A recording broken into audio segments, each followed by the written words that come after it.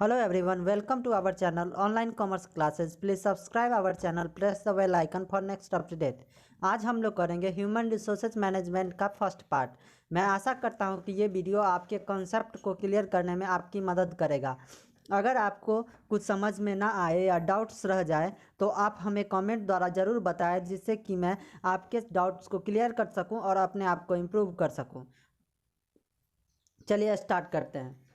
Before starting the topic, we ask some questions with you. What do you mean by human resources management? Human resources management होता क्या है?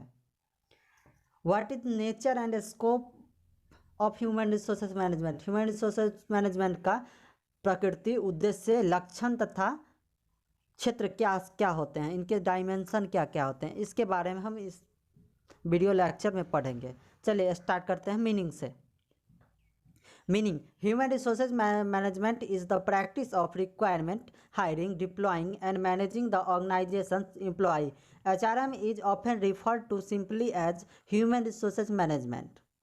HRM का जो full form होता है वो क्या होता है? Human resources management. और इसके अंतर्गत क्या होता है कि एम्प्लॉई का क्या करते हैं, हम हायरिंग करते हैं, उसको रिक्वायरमेंट करते हैं, डिप्लॉइंग करते हैं और मैनेज करते हैं, ताकि हम ऑर्गेनाइजेशंस के जो गोल होते हैं उसको अचीव कर सकें। Human resources management is combination of two word, human resources and management. Human resources management जो है वो दो वर्ड के कम्बिनेशन से बना है। फर्स्ट क्या है? ह्यूमन रिसोर्सेज, एंड सेकेंड क्या है? Management. Human resources, people at work in an organisation. काम जिस व्यक्ति से हम लेते हैं किसी संगठन में, कोई भी संगठन हो जिसमें कोई भी कर्मचारी हो, चाहे वो टॉप लेवल का कर्मचारी हो, मिडिल लेवल का हो और लोअर लेवल का हो या फोर्थ ग्रेड हो, कोई भी हो, तो वो क्या करता है कि एम्प्लॉय होता है, वो काम करता है। इसको क्या करते हैं? Human resources. Only one active resources in organisation. ये जो होता है कि एक ही एक्टिव रिसोर्सेज होता है, जो कि खुद एक रिसोर्स होता है लेकिन ये एक्टिव होता है। दूसरे अगर इसको हम नहीं रखें कंपनी में तो हम वो सारे मटेरियल जो होते हैं जिससे हम उत्पादन करते हैं वो उत्पाद मटेरियल ही रह जाएंगे, उत्पाद नहीं बन पाएंगे। Management, the activity of getting thing done with the aid of people and other resources. Management क्या होता है कि काम को हम कैसे करें, पीपल और अदर रिसोर्सेज को एक साथ मिला के हम काम को परफॉर्म करें, ताकि काम को अच्छे ढंग से हम कर सकें। चलिए अब कुछ डिफिनीशन है ह्यूमन रिसोर्सेज मैनेजमेंट का। मैंने दो डिफिनीशन इंक्लूड किया है, जो कि अगर आप एग्जाम में लिख के जाएंगे तो इसका इफेक्ट, बहुत ही अच्छा इफेक्ट कॉपी चेक करने वाले पे पड़ेगा, जिससे कि आपको वो ज़्यादा से ज़्यादा मार्क्स दे के जाएंगे। पहला है human HRM as planning, directing, controlling of procurement, development, compensation, integration, maintenance and separation of HR to the in that individual, organisational and social objective are achieved. क्या सोशल और इंडिविजुअल ऑब्जेक्टिव को achieve करने के लिए संस्था में क्या करती है? प्लान करती है, डायरेक्ट करती है, कंट्रोल करती है। किसका? Procurement, development, compensation, integration, maintenance and separation. किसका सेपरेशन का? HR का। इस परिभाषा से हमें यही समझ में आता है कि प्लानिंग के अंतर्गत क्या होता है कि हम एम्प्लॉय के जो भर्ती करते हैं, स्टाफिंग करते हैं एम्प्लॉय का, उसका हम प्लान करते हैं, डायरेक्ट करते हैं और कंट्रोल करते हैं, ताकि हम क्या करें? Individual and organisational and social objective तीनों को हम क्या कर सकें? अचीव कर सकें। दूसरा डिफिनीशन है HRM is to ensure that employee of organization are used in such a way that the employer obtain the greatest possible benefit from their ability and employee both obtain both material and psychological reward from their work। इसके अंतर्गत क्या होता है कि employ क्या चाहते हैं कि वो एम्प्लॉयर जो होते हैं वो ग्रेटेस्ट पॉसिबल बेनिफिट लेना चाहते हैं। कहाँ से? एम्प्लॉइज से, उसके एबिलिटी से। और एम्प्लॉय क्या चाहते हैं? वो संस्था से क्या करते हैं? मटेरियल एंड साइकोलॉजिकल रिवार्ड चाहते हैं। जैसे कि कोई संस्था का जो ऑनर होगा वो क्या चाहेगा किसी संस्था से कि वो हम एम्प्लॉय जो हो वो हमको ज़्यादा से ज़्यादा काम करके दे। इसके लिए क्या होगा कि एम्प्लॉय तो काम करके देगा, तो बदले में एम्प्लॉय क्या चाहेगा कि हमें ज़्यादा से ज़्यादा सैलरी और साइकोलॉजिकल रिवार्ड, जो कि क्या करते हैं? प्रोत्साहित करे, ऐसा रिवार्ड हमें मिले। चलिए अब है nature of human resources management. मतलब ह्यूमन रिसोर्सेज मैनेजमेंट का नेचर कैरेक्टरिस्टिक एंड फीचर। अगर तीनों एग्जाम में रहे, तीनों में से कोई एक रहे तो हम सेम चीज़ लिखेंगे, क्योंकि ये तीनों एक ही चीज़ होते हैं। चलिए, पहला नेचर है इंटीग्रल पार्ट ऑफ मैनेजमेंट। यह है क्या है, मैनेजमेंट का इंटीग्रल पार्ट है। बिकॉज अगर ये मैनेजमेंट सेक्शन में नहीं रहे, मान लेते हैं मैनेजमेंट में पीपल नहीं रहे, तो क्या होगा, कौन मैनेज करेगा, कौन मैनेज करेगा। पीपल के बिना क्या कोई काम संभव हो सकता है? आप बिना आदमी के क्या आप कोई काम संभव कब कर पाएंगे? इसलिए क्या है, इंटीग्रल पार्ट ऑफ मैनेजमेंट है। साइकोलॉजिकल वर्क, ये क्या करता है, अपने एम्प्लॉय को साइकोलॉजिकल, एम्प्लॉय को भर्ती करने में उनका साइकोलॉजिकल टेस्ट करता है, उनके द्वारा जो काम परफॉर्म हो पाएगा नहीं, उनका मेंटल स्थिति किस तरह है, वो क्यों हमारे संस्था को ज्वाइन करना चाहते हैं, इन सबों की जानकारी एकत्रित करता है इंटरव्यू के माध्यम से, विभिन्न टेस्ट के माध्यम से। क्या है, साइकोलॉजिकल वर्ड। स्टाफिंग फंक्शन, इसके अंतर्गत क्या होता है, स्टाफिंग फंक्शन परफॉर्म किया जाता है, क्योंकि पूरा का पूरा HRM जो वो क्या रिक्वायरमेंट, पहले होता है HRM प्लानिंग, रिक्वायरमेंट सिलेक्शन, उसके बाद क्या होता है डेवलपमेंट होता है, उसके बाद क्या होता है रिट्रीटमेंट होता है। चलिए, अब अगला क्या, ह्यूमन ओरिएंटेड है। ह्यूमन ओरिएंटेड क्योंकि इसमें क्या किया जाता है, केवल और केवल आदमी के बारे में काम किया जाता है, क्योंकि ये पूरा का पूरा निर्भर ही किस पे है, आदमी पर निर्भर है। बिना आदमी के ह्यूमन रिसोर्सेज मैनेजमेंट क्या होगा, ह्यूमन रिसोर्सेज ही नहीं रहेगा तो वो मैनेजमेंट कैसा। चलिए, अब अगला है यूनिवर्सल फंक्शन।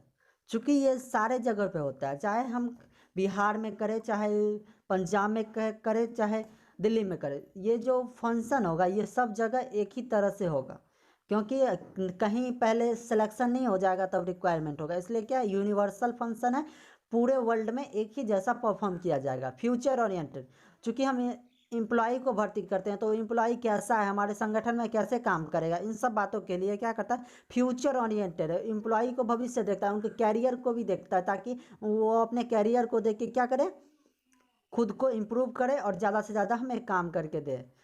अगला है वाइडर कॉन्सेप्ट। वाइडर कॉन्सेप्ट, चूँकि इसका कॉन्सेप्ट वाइडर है, क्योंकि इनमें बहुत सारे काम होते हैं, जैसे इसमें रिक्वायरमेंट मैन पावर प्लानिंग से लेके इनरिचमेंट तक होता है, जिससे कि क्या होता है, उनका छटनी तक का काम किया जाता है, जिससे कि ये क्या है, वाइडर कॉन्सेप्ट है इसका। पर से भी क्या, ये हर एक लेवल पे होता है, चाहे वो छोटा लेवल हो या बड़ा लेवल हो, कोई भी संगठन होगा उसमें ये काम होगा ही, क्योंकि बिना आदमी के हम कोई काम कर ही नहीं सकते।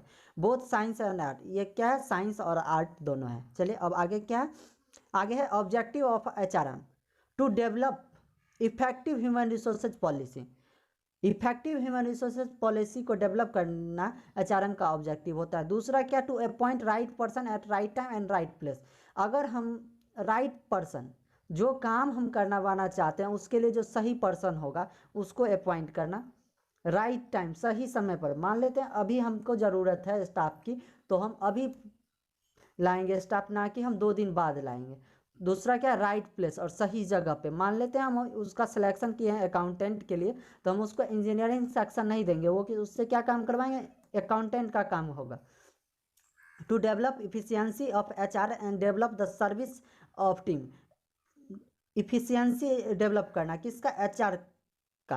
ह्यूमन रिसोर्सेज जितने होते हैं संगठन में, उनका क्या करता है, इफिशियंसी को डेवलप करना, और खुद के HR टीम के सर्विस जो प्रोवाइड करते हैं उसको भी डेवलप करना। फुल यूटिलाइजेशन ऑफ HR का मतलब ह्यूमन रिसोर्सेज का फुल यूटिलाइजेशन पर ध्यान देता है, कि ज़्यादा से ज़्यादा हम उनका उपयोग कर सके और बदले में उनको भी पारिश्रमिक रोक दे सके।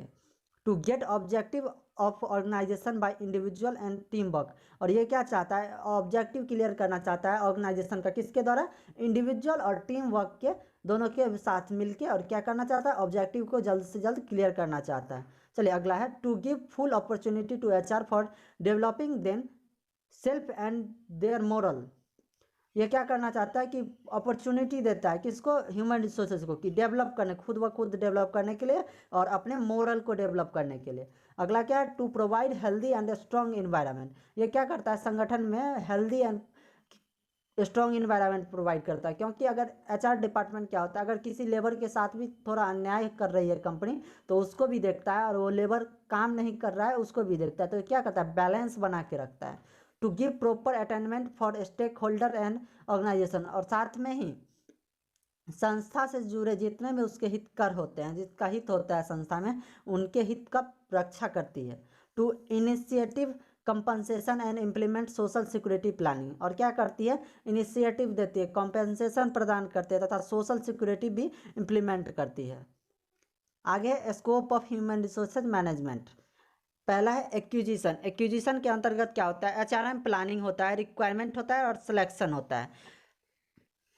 एक्विजिशन एचआरएम प्लानिंग, कितने लोग हमें चाहिए। एक्विजिशन का मतलब कि सीधा सीधा लेना। इसमें होता है पहले एचआरएम प्लानिंग करेंगे जिसमें कि हमें कितने लोग चाहिए, उसके बाद उनका रिक्वायरमेंट करेंगे, फिर उनका सिलेक्शन करेंगे। एक्विजिशन के बाद आता है डेवलपमेंट। अब तो हम स्टाफ का सिलेक्शन कर लिए, अब उनको क्या करना है, हमको ट्रेनिंग देके अपने काम के लायक बनाना है। अब मान लेते हैं वो काम के लायक हैं पर अच्छे से अच्छे काम कर सके इस लायक। और कैरियर डेवलपमेंट, उनका कैरियर का डेवलपमेंट करना, ऑर्गेनाइजेशनल डेवलपमेंट करना, इंटरनल मोबिलिटी बनाना। मेंटेनेंस, मेंटेनेंस के अंदर में आता है remuneration, motivate, healthy and safety, social security, industrial relation and performance appraisal. ये सब काम किए जाते हैं मेंटेनेंस के अंतर्गत। तो मेंटेनेंस में रेम्यूनरेशन, उनको सही मात्रा में रेम्यूनरेशन प्रदान किया जाए, मोटिवेट किया जाए, हेल्थ और सेफ्टी का ध्यान रखा जाए जिससे कि वो संस्था में बने रहें, सोशल सिक्योरिटी का भी ध्यान रखा जाए, इंडस्ट्रियल के साथ रिलेशन अच्छा रखे, और उनका समय समय पर वो काम अच्छे से कर रहे हैं या नहीं इनका भी देखभाल करना चाहिए, मूल्यांकन करना चाहिए। अब सबसे लास्ट में आता है control, human resources audit, human resources accounting और human information HRM information system. इसके अंतर्गत क्या होता है कि अब संस्था में हम कर्मचारी को लाए, उनका परफॉर्मेंस अप्रेजल किया, अगर वो संस्था में अच्छे से काम नहीं कर रहे हैं तो इन सब माध्यम के द्वारा उन पे हम कंट्रोल कर सकते हैं जिससे कि वो अच्छे से अच्छे काम कर सके। आई होप आपको ये वीडियो समझ में आया होगा। अगर आपको कोई भी डाउट हो तो हमें कमेंट द्वारा ज़रूर संपर्क करें। धन्यवाद।